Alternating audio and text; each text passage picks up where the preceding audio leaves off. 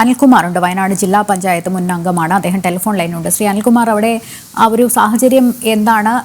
ജനങ്ങൾ പരിഭ്രാന്തരാണ്, പക്ഷേ പരിഭ്രാന്തിപ്പെടേണ്ട കാര്യമുണ്ടോ എന്നിതുവരെ അധികൃതർ സ്ഥിരീകരിച്ചിട്ടുമില്ല. താങ്കൾക്ക് എന്താണ് പറയാനുള്ളത്? ജില്ലാ ഭരണകൂടം അറിയിച്ചിരിക്കുന്നത് പരിഭ്രാന്തിപ്പെടേണ്ട ഒരു സാഹചര്യത്തില്ല. പക്ഷേ ജനങ്ങൾക്ക് പേടിയുണ്ട്. കാരണം ഈ മുണ്ടക്കൈ ചൂരമല പ്രദേശത്തൊക്കെ ഈ സൗണ്ട് കേട്ടിട്ടുണ്ട്. അതുപോലെ തന്നെ കുറിച്ചിറുമല ഈ പ്രദേശങ്ങളൊക്കെ സാധാരണ ലാൻഡ് സ്ലൈഡിങ് നടക്കുന്ന സ്ഥലങ്ങളാണ്. അപ്പൊ അവിടെയൊക്കെ വ്യാപകമായിട്ട്, അതുപോലെ അമ്പലവയൽ പഞ്ചായത്തിൽ അമ്പുകുത്തി അവിടെ ഒക്കെ ഒരു ഡേഞ്ചർ സോണാണ്. അവിടെയൊക്കെ പ്രശ്നം ഉണ്ടായതുകൊണ്ട് ജനങ്ങൾ അവിടെ പേടിച്ചിരിക്കുകയാണ്. അവരെ ക്യാമ്പുകളിലേക്കൊക്കെ മാറ്റേണ്ട നടപടികൾ പഞ്ചായത്ത് അധികൃതരും ജില്ലാ ഭരണകൂടം തുടങ്ങിയിട്ടുണ്ട്. ജില്ലാ ഭരണകൂടം പറയുന്ന ഭൂകമ്പ സാധ്യതയില്ല. ഈ സൗണ്ട് എന്താണ് ജിയോളജി ഡിപ്പാർട്ട്മെന്റിന്റെ ആൾക്കാരൊക്കെ വന്ന് പരിശോധന നടത്താൻ തുടങ്ങിയിട്ടുണ്ട്.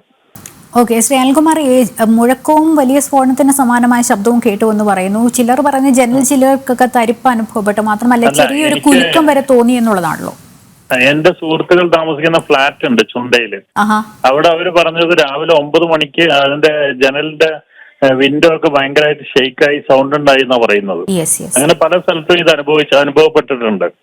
പക്ഷെ ഇതിന്റെ ഒരു എന്താ പറയാ, ഒരു പ്രോപ്പറായിട്ടുള്ള ഇൻവെസ്റ്റിഗേഷൻ നടന്നതിന് ശേഷം മാത്രമേ ജില്ലാ ഭരണകൂടം എന്താണ് സംഭവിച്ചതെന്ന് ഡിക്ലെയർ ചെയ്യും. പ്രൈമറി ആയി പറഞ്ഞിട്ടുള്ളത് ഭൂകമ്പ സാധ്യതയല്ല, ഇത് അതിനെപ്പറ്റി പഠിക്കണമെന്ന് മാത്രമേ അറിയിച്ചിട്ടുള്ളൂ. പക്ഷെ ജനങ്ങൾക്ക് പരിഭ്രാന്തിയുണ്ട്. കാരണം മുണ്ടക്കൈ ചൂരമല പ്രദേശത്താണ്, അവിടെയും നല്ല രീതിയിലുള്ള ഈ സൗണ്ട് കേട്ടിട്ടുണ്ട്. യെസ്, അതാണ്. എന്തായാലും ഇപ്പോൾ തൽക്കാലം എന്തായാലും പരിഭ്രാന്തിപ്പെടേണ്ട കാര്യമില്ല. പക്ഷെ എനിക്ക് തോന്നുന്നു ഈ ഒരു ദുരന്തം നടന്നതുകൊണ്ട് തന്നെ ക്യാമ്പുകളിലായിരുന്നല്ലോ ആളുകൾ, മഴയൊക്കെ ഉണ്ടായിരുന്നതുകൊണ്ട്. പക്ഷെ അത്തരത്തിൽ സജ്ജീകരണങ്ങളെല്ലാം അവിടെ ഉണ്ട് എന്നുള്ളതാണല്ലേ? ഇപ്പൊ മേപ്പാടി പഞ്ചായത്തില് ഈ സൗണ്ട് ഉണ്ടാവുന്നതിന് മുമ്പ് തന്നെ ഒരു ക്യാമ്പിൽ ആൾക്കാർ താമസിക്കുന്നുണ്ട്. അതായത് ചെമ്പ്രമലയുടെ കീഴിലുള്ള പ്രദേശമാണ് എരുമക്കൊല്ലി, കുന്നമംഗലം വയൽ എന്ന് പറയുന്ന പ്രദേശങ്ങൾ. ഈ കുന്നമംഗലം വയലില് ഈ ഇങ്ങനെ ഭൂമിയുടെ ഒരു പ്രശ്നം ഉണ്ടായിട്ട് അവർക്ക് വേറെ സ്ഥലത്ത് ഭൂമി കൊടുക്കുകയും അങ്ങോട്ട് താമസം മാറ്റാത്ത ആൾക്കാർ അവിടെ താമസിക്കുന്നുണ്ട്. അപ്പൊ അവരൊക്കെ ഓൾറെഡി ഇതുപോലത്തെ പ്രതിഭാസം നേരിടുന്ന ആൾക്കാർ പല മേഖലയിലും വയനാട്ടിലുണ്ട്. ഈ ഭൂമി നീങ്ങി പോകുന്നതും അങ്ങനെ വിള്ളൽ വരുന്നതൊക്കെ മുൻകാലങ്ങളിലുണ്ട്. പക്ഷെ ഇപ്രാവശ്യം ഈ ഒരു സാഹചര്യം ഉണ്ടായപ്പോൾ കൂടുതൽ പേടി ജനങ്ങൾക്കുണ്ട്.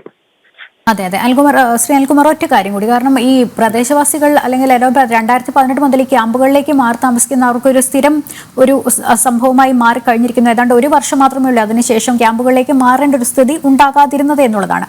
എല്ലാവരും ഈ അനധികൃത നിർമ്മാണങ്ങളെ കുറിച്ച് പറയുന്നുണ്ടല്ലോ. അധികൃതർ എന്തുകൊണ്ട് അതിലൊരു നടപടി ഇതുവരെ എടുക്കുന്നില്ല എന്നുള്ളതാണ്.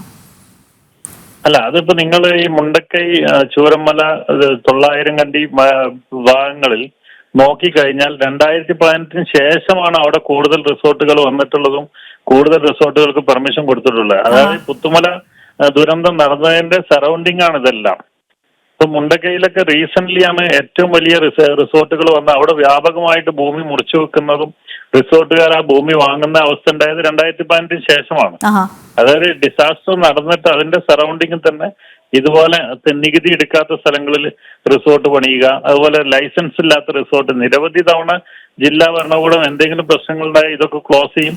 കുറച്ച് 1-2 മാസം കഴിഞ്ഞ് അവർ വീണ്ടും തുറക്കും. അങ്ങോട്ടുള്ള റോഡുകൾ പൊളിഞ്ഞു കിടക്കുന്നത്, അതായത് മഴ പെയ്ത് റോഡ് ഒഴുകിപ്പോയ റോഡിലൂടെ അത് നന്നാക്കാതെ 4 വീൽ ഡ്രൈവ് വണ്ടികൾ വെച്ച് അഡ്വഞ്ചർ ടൂറിസമാക്കി മാറ്റി. ടൂറിസം വെച്ചുകൊണ്ടുള്ള രീതിയാണ് ഒരു പക്ഷേ ഇത്തരത്തിൽ അനധികൃത നിർമ്മാണം എന്ന് മാത്രമല്ല, ഈ ടൂറിസത്തിൽ അധിഷ്ഠിതമായി താങ്കൾ പറഞ്ഞ പോലെയാണ് വലിയ വാഹനങ്ങളൊക്കെ പോകുന്നു.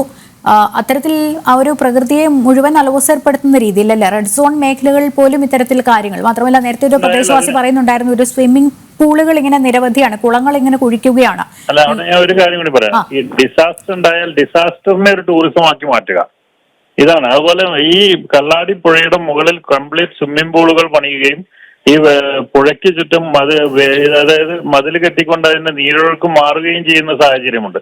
ഇപ്പൊ നിങ്ങൾ വന്നു നോക്കിയാൽ മുണ്ടക്കൈയിൽ ഉരുള് പൊട്ടി, പക്ഷെ കള്ളാടി പുഴയിൽ തീരെ വെള്ളമില്ല. കാരണം ഈ വെള്ളം മുഴുവൻ അങ്ങോട്ടാ പോയത്, മേലെ പെയ്യുന്ന വെള്ളമൊക്കെ. അങ്ങനെ നിരവധി കാര്യങ്ങളുണ്ട്. അതായത് ഇപ്പൊ ഈ 900 കണ്ടി എന്ന് പറയുന്ന സ്ഥലത്ത് ഏകദേശം 150-ൽ കൂടുതൽ ജീപ്പുകൾ ഓടുന്നുണ്ടായിരുന്നു. അവരൊക്കെ ജീവിതത്തിന് ഇപ്പൊ മുണ്ടക്കൈ വന്നപ്പോഴേക്കും അത് എല്ലാവരെയും ബാധിച്ചിരിക്കുകയാണ്. അപ്പൊ ഈ ടൂറിസത്തിന് ഒരു പരിമിതികളൊന്നുമില്ല. ഒരു റിസോർട്ടിന്റെ ഓണർമാർ പോലും വയനാട്ടിൽ താമസിക്കുന്നില്ല. ഈ പ്രദേശങ്ങളിലുള്ള. അതെ അതെ. അപ്പൊ അതാണ് സാധാരണ ജനങ്ങളത് ബാധിക്കുന്നത്. അവരുടെ ജീവിതമാർഗം എന്ന് വെച്ചാൽ എല്ലാത്തിനും കണ്ണടയ്ക്കുന്നു, അവർക്ക് എന്തെങ്കിലും ജോലി കിട്ടുന്നു. പക്ഷെ ഇങ്ങനത്തെ അപകടങ്ങൾ ഉണ്ടാകുമ്പോൾ അവരെയാണ് അത് ബാധിക്കുന്നത്. താങ്കൾ പറഞ്ഞത് കൃത്യമാണ്. കാരണം ജീവനോപാധി തേടി എത്തുന്നവർക്ക് ഈ റിസോർട്ടുകളും വലിയൊരു ആശ്രയം തന്നെയാണ്. അത് ഇതര സംസ്ഥാനക്കാരാണെങ്കിൽ പോലും നമ്മൾ തന്നെ ഇതിനെതിരെ എതിർത്ത് കഴിഞ്ഞാൽ ഈ നാട്ടുകാർ പറയും ഞങ്ങളെ ജീവിതമാർഗം തടയരുത്. അത് ശരിയാണ്, അത് കൃത്യമാണ്. അതെ അതെ. ഈ വിദേശത്ത് നിന്നൊക്കെ വരുമല്ലോ, ഈ ഫോറിനേഴ്സ് ഒക്കെ വരുമല്ലോ. പക്ഷെ എനിക്ക് തോന്നുന്നു ഈ ഒരുപക്ഷെ പേടിച്ചിട്ട് ഇനി പലരും അങ്ങോട്ടേക്കൊന്നും വരാത്തൊരവസ്ഥ, അങ്ങനെ ടൂറിസം കൂടി ഇരുളടഞ്ഞു പോകുന്ന ഒരു അവസ്ഥ ഉണ്ടാകില്ലേ എന്നുള്ളതാണ്. ഇതിങ്ങനെ നിർബാധം തുടരുകയാണ്. അല്ല, വയനാട് ടൂറിസം എന്ന് പറഞ്ഞാൽ നന്നായിട്ട് ഭൂമി ഇത് വരുന്ന സമയത്താണ് ഇത് ഉണ്ടാവുന്നത്. പക്ഷെ നല്ല മേഖലയിൽ ഗവൺമെന്റ് പറഞ്ഞ രീതിയിലുള്ള ടൂറിസം നടക്കുന്നിടത്തൊന്നും ഒരു പ്രശ്നം ഉണ്ടായിട്ടില്ല. അതെല്ലാം സേഫാണ് വയനാട്ടിൽ. ഈ അഡ്വഞ്ചർ ടൂറിസം എന്ന് പറഞ്ഞിട്ട് ചില റിസ്ക് എടുത്തിട്ടുള്ള സ്ഥലങ്ങൾ, മലകളിൽ കയറിയിട്ടുള്ള സ്ഥലത്താണ് ഈ പ്രശ്നങ്ങൾ ഉണ്ടായിട്ടുള്ളത്. ഓക്കെ.